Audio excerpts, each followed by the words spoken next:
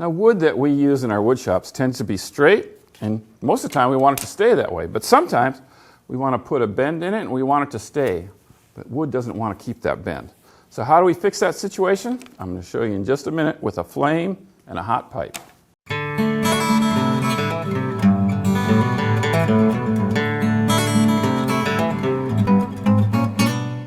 Today I'm going to teach you about hot pipe wood bending, which is where you heat up a pipe really hot, and then you take a piece of wood that's been soaked so it's wet, and you bend it around the form.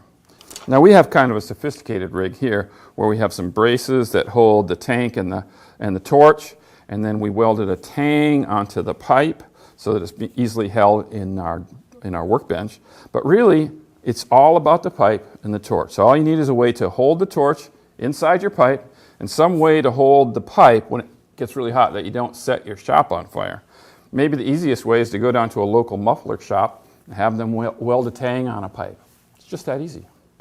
Now, a couple of things that you should know. First of all, the technique isn't that hard. It's something that you can get the hang of pretty easily, but it does take practice. And even in the best of times, you're likely to break a few pieces. So don't start out with your very best piece of wood. The other thing is, this thing gets hot. In fact, it's really hot coming out here. So caution is a good thing to keep in mind. Finally, sometimes it's best to have a jig where you can let your piece cool down and let the piece set into the curved form that you want. This is really important if you're doing duplicate pieces. So, with all that said, let's go bend something. The way that you know that the pipe is hot enough to bend your wood is if you drop some water on it and it dances on the top. I recommend that you use stock longer than what you actually need. You can trim it to length later.